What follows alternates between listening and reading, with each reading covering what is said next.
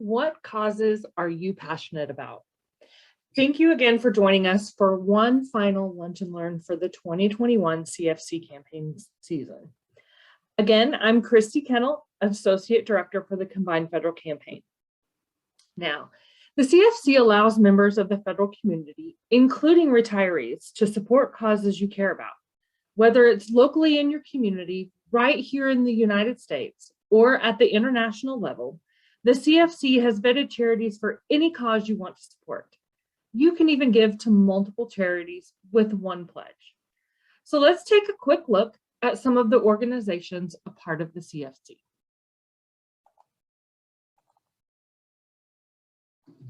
Hello, my name is Joshua Dorn with the Dayton CFC, and today we have Mr. Rob Lavoie, the Scout Executive and CEO for the Tecumseh Council Boy Scouts of America.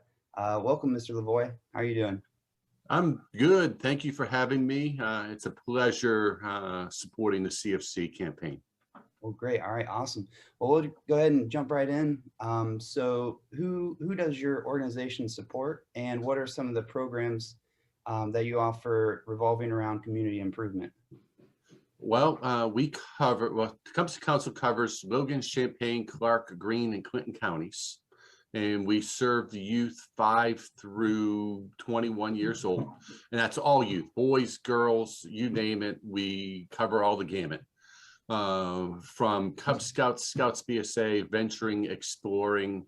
And our programs can be, on a typical year, week-to-week programs run in their home neighborhood. And then we also have specialty programs, weekend camping. As you can tell by my background, we have Camp Hugh Taylor Birch, located in Yellow Springs, 440 acres. But at that camp, we have the Cabela's Fishing Derby in May. That's free for any youth that wants to come out and fish. And then we have our summer programs of day camp, overnight camp. We have a STEM camp that we partnered with the Dayton Challenger Center. And then we have our challenge camp. And then in the fall, we have what's called Spookery, right around Halloween. But those are just some of the highlights of the programs that we have throughout the year. That's awesome. Yeah, I know when I was younger doing some Boy Scout activity and thing, it just really helps build, character, and you can use that foundation, going forward for the rest of your life. So a lot of great programs and a lot of great impact. Actually, it's well said. I'll add on to what you said, the character, citizenship training, fitness, and I think we're the premier leader in leadership training of youth. Oh, for sure. No doubt. So this year, obviously, and last year as well, COVID has hit, across the board as, different industries, different organizations. How has COVID specifically affected your organization? Just like everybody else, take a deep breath and try to figure out what the new normal is. The traditional way of trying to serve the youth in scouting does not exist today as it did in 2019. So lots of Zoom meetings, lots of team meetings, but you don't get that camaraderie doing that way. And so we've had a lot more meetings at Camp Birch and various places where you can meet outdoors. And so during the winter months, that's more of a challenge, but during the summer, every single day camp is being used by some group. We serve about 5,000 families in the 5 counties. And so it gets kind of crowded at camp at times, but funding has been down. Usage of the big program time has been down. Our big popcorn sale that we do in the fall couldn't get to a lot of storefronts because the storefronts are a lot more restrictive. So the popcorn sale, the major fundraiser for the units, was down this year. So that's what helps pay for all their advancement badges and so on. So how can the CFC help us? And you as members of the CFC making a donation to us helps offset all those costs. So the youth members can actually have a great dynamic program without having to worry about money and how are we going to pay for these things. And I always say that the CFC donations go to help pay for all the maintenance at camp. And so all the hidden costs of the upkeep that we all know from our homes, they occur, and the CFC money goes directly to help all those hidden costs at camp. Yeah, for sure. I can only imagine with an organization like, the Boy Scouts, where everything is so hands-on, and then, COVID kind of taking that away. It's gotta be a huge challenge for you all. Absolutely. The positive thing we found is retention of the youth members that were here in 2019. Most of those youth and families are still involved. The challenge has been, now the flip side, the challenge has been recruiting new families to join scouting. And I've seen that across the board, whether it's soccer or baseball or you name the youth sports type thing, their recruiting and their has been down because there's that fear. And I think what we need to do is provide everyone hope. Mm-hmm. For sure. Yeah. And I know you mentioned that, the CFC donors, how they can help by providing, donations to help with the maintenance and everything. But does your organization offer any volunteer opportunities?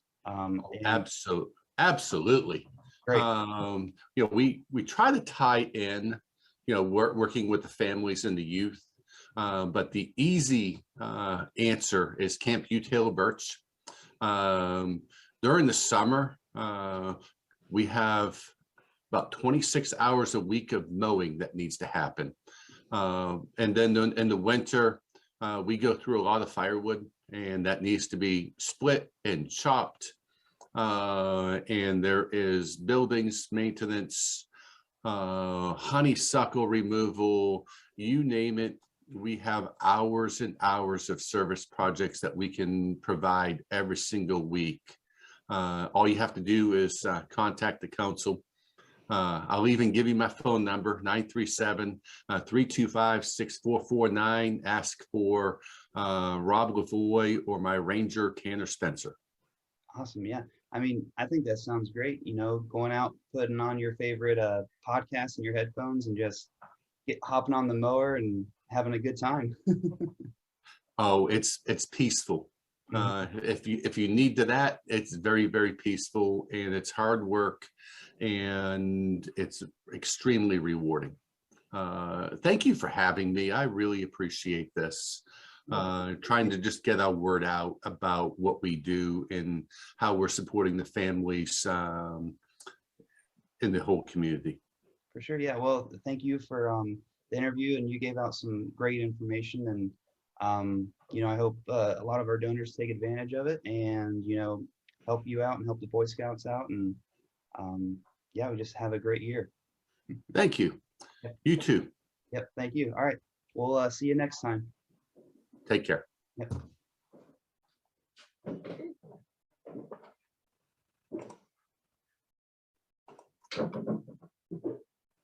Hello, federal workers and retirees.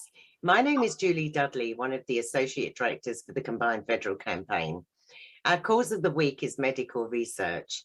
It gives me great pleasure to introduce Taylor Finale, Volunteer and Outreach Manager from the Doorways in Virginia, Richmond. Thank you for joining us today, Taylor. Thank you for having me, Julie. I'm very excited to be here and speak a little bit more to us and our mission. So who does the Doorways serve? The mission of the Doorways is to provide lodging and support services to patients and their families when they need to be close to hospitals here in Richmond, Virginia. We serve approximately 9,000 guests every year, providing over 50,000 nights of lodging. Many of our guests are those seeking things like cancer treatments, organ transplants, or other major surgeries.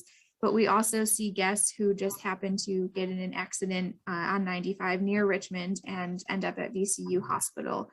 So our whole mission is really to ensure that all people, regardless of where they come from or how much money they might have, what their circumstances are, can have access to life-saving and life-changing medical care.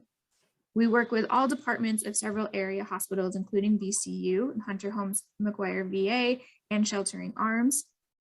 The vast majority of our guests are from the state of Virginia, but since our founding in 1984, we have seen guests from all 50 states and several other countries. And what does it cost to stay at the Doorways? The Doorways is unique among hospital hospitality houses, and that we offer our rooms on a donation basis for our guests. So this means that our guests are not charged anything for staying with us. We do have a donation-based fee, which is $15 per person per night for staying in our facility, but no one is ever turned away because of their inability to make that payment. And we accept any amount towards that fee that guests might be able to pay. So that could be nothing at all. That could be just paying for a night or two. It totally depends on the guest, and we will never turn anyone away for not being able to make that payment. It costs us around $50 per night to house a guest. And usually over half of our guests are unable to make any payment towards that stay. So the remaining money all comes from community donations to make sure that we have a space for guests who are unable to pay for their stay.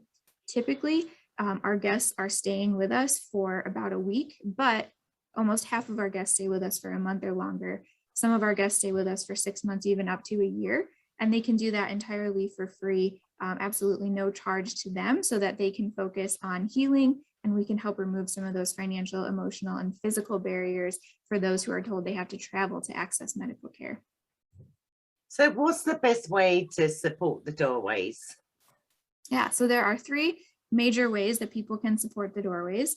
The first is through donating goods, helping us and our teams out by donating mission critical items, helps make sure that we can maintain a clean and safe environment for our guests. So donating things like paper towels and cleaning supplies for our housekeeping team, batteries and air filters for our maintenance team, and non-perishable foods for our guests in our pantry and in our 7 kitchens that we have on site, help make sure that our guests have everything they need while they're staying with us, and that we can put the money that's donated to our organization directly into the mission and into ensuring we have rooms available for those guests.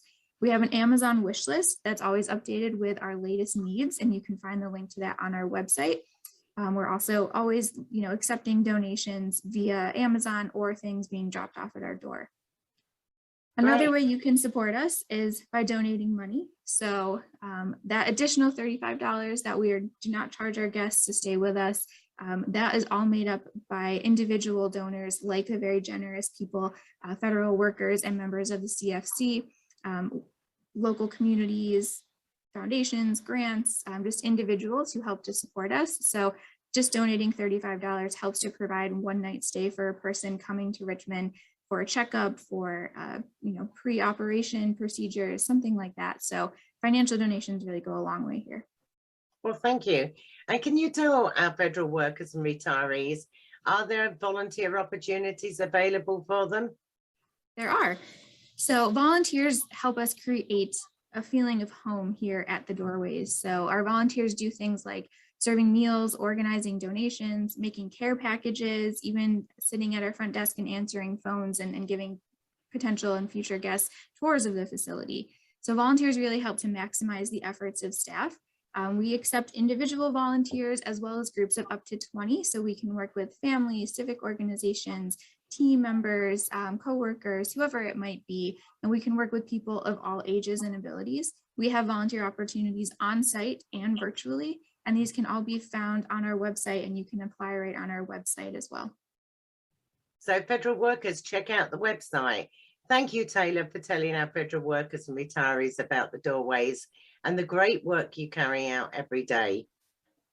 Thank you for having me. And again, thank you to all of the federal workers, members of the CFC, retirees for your time and your talents in serving not only the Doorways, but all local organizations in your area. And if you want to check out more information about us, our CFC number is 65776. or you can visit our website, which is thedoorways.org.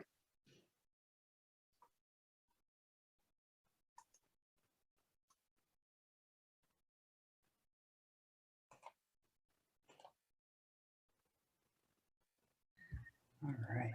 Hello, my name is Joshua Dorn, and I'm with the Dayton CFC. And today we have Miss Carrie Pedraza, the Executive Director for the United Way of Clark, Champaign, and Madison counties. So welcome. Thank you for coming on to the interview.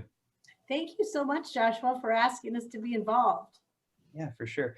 Well, we'll go ahead and get right into the questions here. So why would someone want to designate the United Way of Clark, Champaign, and Madison County in the CFC campaign? Well, that's a great question. I do want to take 1 second to introduce Patrick Wicker, who is our Director of Development. And quite honestly, he is my technology guru. So thank you, Patrick. You know, I get asked a lot as the Executive Director of United Way of Clark, Champaign, and Madison counties, why in the world would we want to give to you?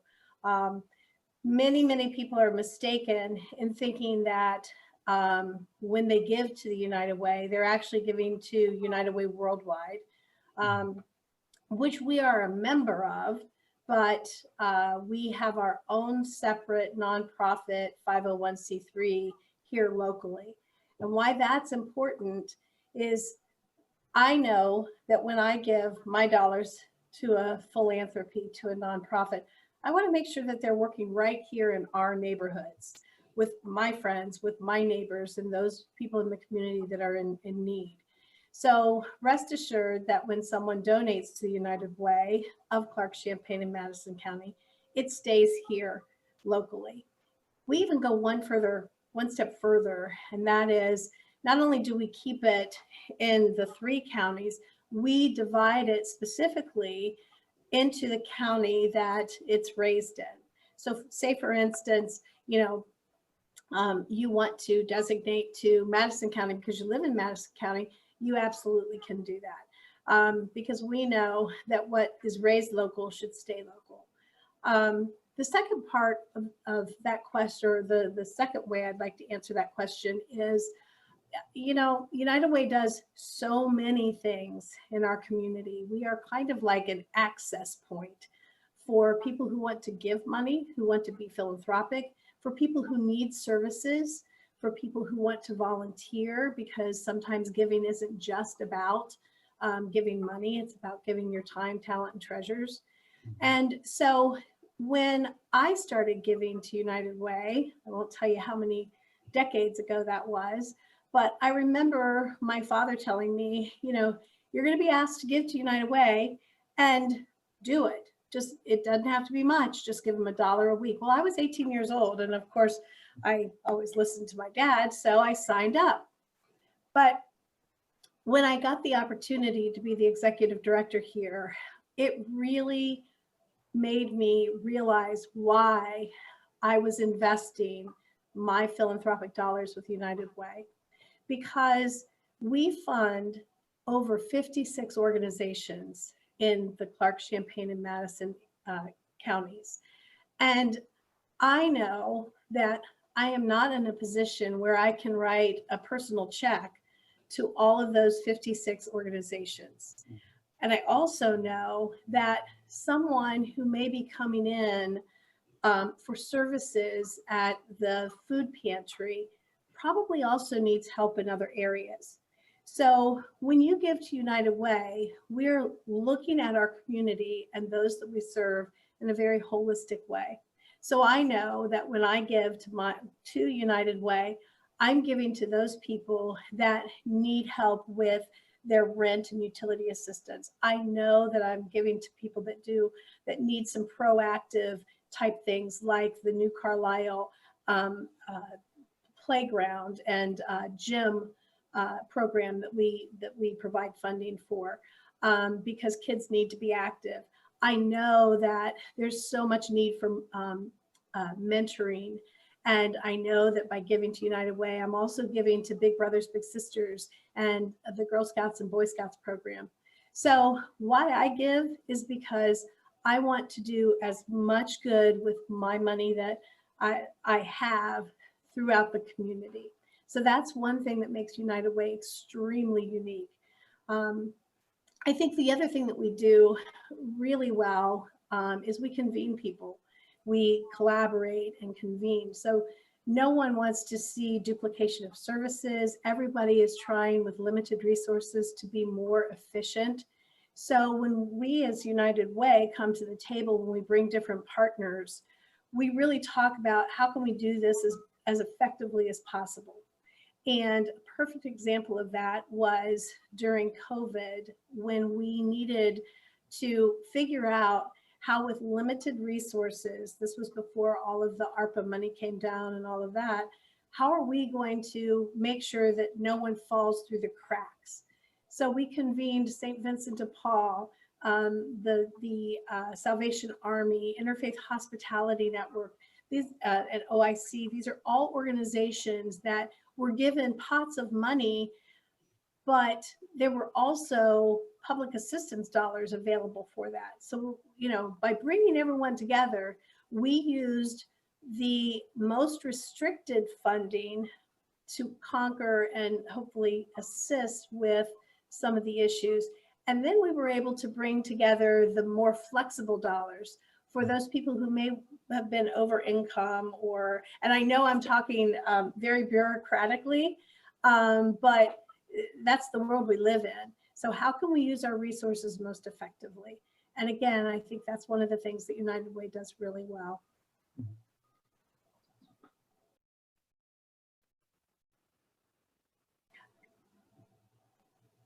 So do you want to I'm sorry. about it looks like what a dollar buys. So Yeah. as people give to the United Way and everything, what impact does their dollar have? Absolutely. That's the other question that I get, or maybe some false impression. So we call United Way the every person's philanthropy, because we all know that many of us have a limited budget at home for our, philanthropy giving. So we want people to know that even by just giving $1 a week or $52 a year, when it comes out of your paycheck, you don't even really miss it, because how many times do we go to a vending machine, or how many times do we, just take for granted the stopping at a coffee shop to pick up a $3 or $4 cup of coffee. $1 can make such a significant impact. So the slide that you're seeing right now gives you that idea. So $1 a week really can buy 100 pounds of food that's given out at the food bank. The reason they can do that is because there's such collective power behind, pulling down funding and being able to get the most bang for our buck, so to speak, by utilizing the food banks and their buying power. Again, $5 cup of coffee, you can actually, you don't think it's very much, but that's providing transportation to someone who is, in need of cancer treatments. So it goes on down. I don't want to bore you by reading, but I know a lot of people think, oh gosh, I can't give very much, so it's not worth giving anything. Again, I would just strongly encourage that, we really can make a dollar stretch. And so when someone is deciding whether or not to give through the CFC campaign, I really would encourage people to think about how much money you just kind of give away, and you don't even realize that you're doing it. And you don't even realize that it's out of your check. I have to say, ever since I started giving that $1 a week, it's always come out of my check. And I feel very proud about that, because I know that I'm investing in my community. For sure, definitely. Well, thanks. So it sounds like, like you said, versus donating to, local organizations like the local United Way, people can actually kind of see the impact that their donations have and everything. If you're giving in your backyard, you can see, the effect in your backyard, so to speak. So thanks for clarifying that. That's great. Beyond donations, does your organization have any like volunteer opportunities or anything like that? We sure do, and we really appreciate when people are willing to give of their time. I know how incredibly busy everyone is. So sometimes giving your time is even more difficult than giving a dollar or money out of your paycheck. But our tagline is give, advocate, and volunteer. And that volunteer is really important. Um, so we have our own volunteer opportunities here within United Way. We have clerical things. We have special events that we're always looking for people to volunteer for us. We just 2 weeks ago had something at Mother Stewart's Brewery called SantaCon, which was huge. People loved it. And we sure did love having our volunteers work for us. Plus, it was really fun. We have another event coming up in all 3 of our counties called Power the Purse that actually raises money for the Dolly Parton Imagination Library, which operates in, actually, I'm proud to say, in Ohio, we have it in all 88 counties within Ohio. So children who are between the age of birth and 5 years old receive a book sent, an age appropriate book sent directly to their home. So they start to get into the habit of reading. It's a self-esteem program. It's an evidence-based program that says if you have a child who's been exposed to books and has received the Dolly Parton Imagination Library books throughout their 5 years, that they score 27% higher in the 3rd grade reading test. And also they are much more ready for kindergarten when they start it. So we have an event coming up called Power the Purse, and we would love to have volunteers. I do want to mention, though, that one of the things that you can do when you are trying to evaluate or determine if there are some volunteer opportunities throughout all 3 counties, you can go to our United Way website, which is uwccm.org, and you can pull up our Volunteers United.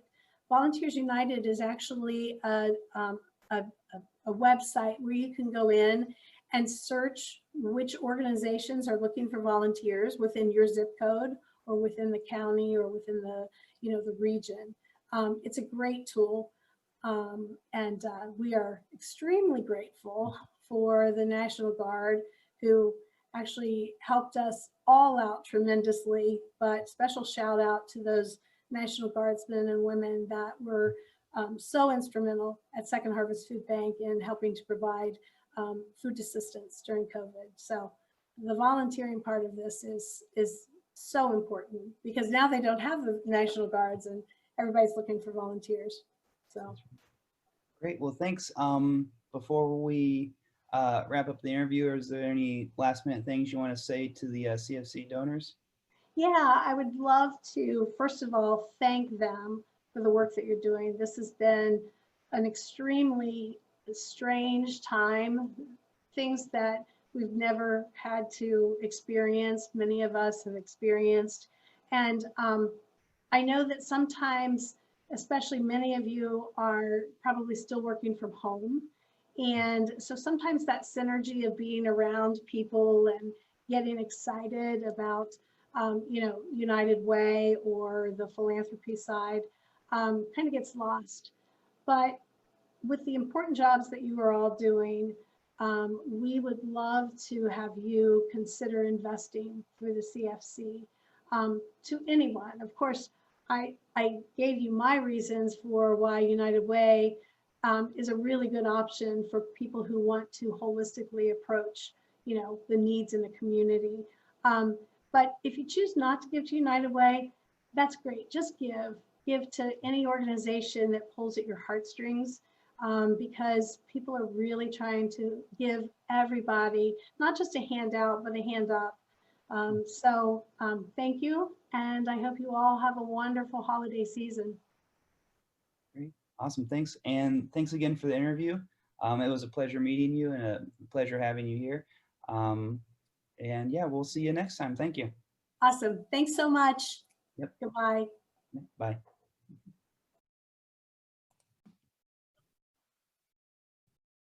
Hello, my name is Stacy Marziato, and I am the Associate Director for the Combined Federal Campaign. Joining us today is the Executive Administrative Director, Susan Morantes, from the Dan Marino Foundation located in Fort Lauderdale, Florida.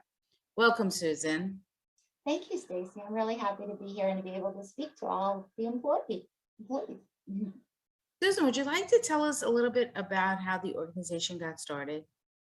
Sure. I do want to state that, our number with CFC is 20411, just so everyone knows that up front. The organization got started in 1992. We are going to be celebrating our 30th anniversary this year, so we're happy and excited to have events that are going to be going around that anniversary. But when Dan and Claire Marino's son Michael was diagnosed with autism, is when they felt that they needed to be able to offer services to more families. Well, they were able to provide for Michael. They knew that many families in South Florida were not. I have a son who is 31 who has autism and directly benefited from the Marino's assistance. At the time he was diagnosed, there really wasn't much out there. He was 3 in 10,000. Now it's 1 in 44. So back then I didn't know anybody else. And they were able to assist us and get us on our journey of success for my son. Oh, that's so that's how it started. Oh, that's truly inspiring to know that you're directly benefiting and your family has directly benefited from the organization. So that's amazing. Would you mind telling us a little bit about what the impact of the CSC has been to your mission? Of course, we've benefited from CFC for many years. That money has given us the opportunity, for the most part, it's unrestricted. Although if an employee does want to have money go towards a specific program, we're happy to accommodate that. But with the unrestricted funding, it allows us to put the money where it's needed. So that may be tuition for one of our Reno campus students. It may be therapies for one of our patients at the Dan Marino Center. It may be building a sensory room that we have both at the campus and then also at the center, so that our patients and our students can make the most of their therapies and then also learning from their courses. So we truly appreciate that funding. It's been amazing. So happy to have you a part of the CFC family. Would you mind telling our federal employees a little bit more about your programs, maybe a specific program that you'd like to share? Sure. When the foundation started, the Marinos felt it important that there was a medical facility where our patients could go. So they developed the Dan Marino Center, which is located in Broward County in Weston, which is near Fort Lauderdale. And that is an all-in-one center. So a patient can go there, be diagnosed, and go all through therapies, and then also be able to go to specialists like an ophthalmologist or a geneticist that you wouldn't necessarily be able to take a child to, just a general specialist office that wasn't used to dealing with children with autism. I did, go through that journey with my own son with the ophthalmologist, and so that was important.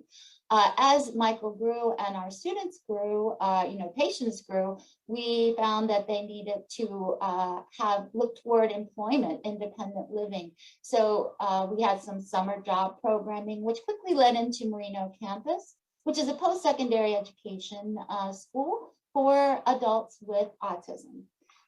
We offer computer technology certifications as well as hospitality certifications. We combine employment skills, social skills, financial literacy, and internships with the goal of them getting employment. We found that we know that the statistics on the population of people with autism is over 80% unemployed.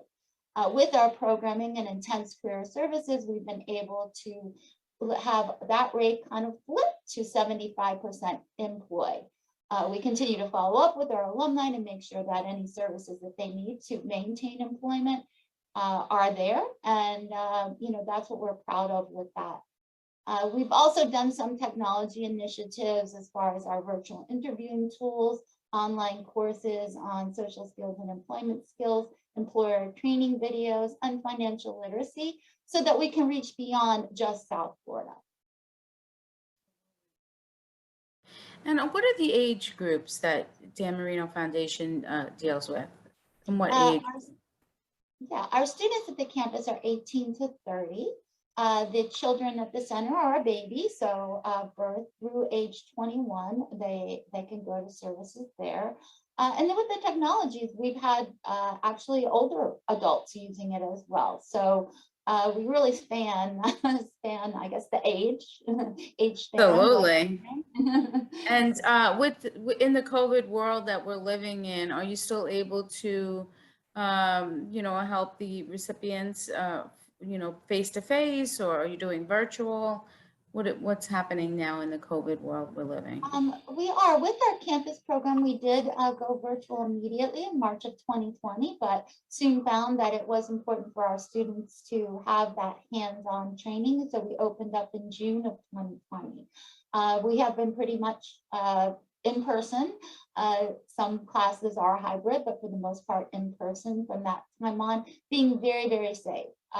In our building, lots of social distancing, lots of cleaning, temperature checks, masks are required. So we've been very, very lucky that none of our students have gotten COVID. And at the center, they're doing the same thing. They are doing some virtual visits, but they are also doing the therapies in person as well. Wonderful. And finally, would you mind telling our federal employees a short story of how your organization has helped a recipient? Yes, well, two things. My son actually is working at the FBI in Miami, so that's one thing that's great. And we do have a young man named Josh, who was one of our students in the class of 1819. He was told, his family and himself, they were told that he wouldn't amount to anything, just to rely on government services, so funding and, plan on living at home or in a group home for the rest of his life. He didn't believe that, nor did his parents, so he came to Marino campus. He studied computer technology. He got an A+ certification, and he did work for us, helping us to start a lot of the technology products that we offer. And then he moved on to bigger and better things. He's now making almost six-figure salary as an IT specialist for a company, a cruise company, and he's doing great. And he's looking at living independently. And he also, while he was with us, learned how to drive, something that he didn't think he'd be able to do, but he did. And he's come back and helped us, with our alumni stuff, with our technology. So we feel like that's one of our many success stories. That is so wonderful to hear and so inspiring. And we just want to thank you so much for being a part of this one-on-one conversation. And we appreciate everything that the Dan Marino Foundation does. And once again, we'd like for you to share your CFC number if you'd like. Sure. All right. Thank you again for inviting us to be here. We're very excited to participate in anything we can do for you all. And our CFC number is 20411. So, I hope that I've given you enough information. If not, I'm sure Stacy can get you in contact with me. And also we do offer to anybody, anywhere.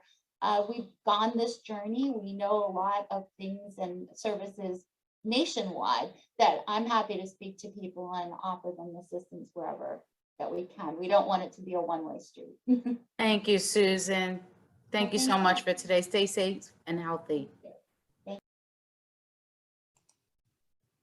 Your gifts to the CFC can help charities make a difference in your neighborhood and around the world. You can be the face of change by donating to the cause you care about most. Together, we can change the world. Donate today, and for an even greater impact, sign up to volunteer at givecfc.org.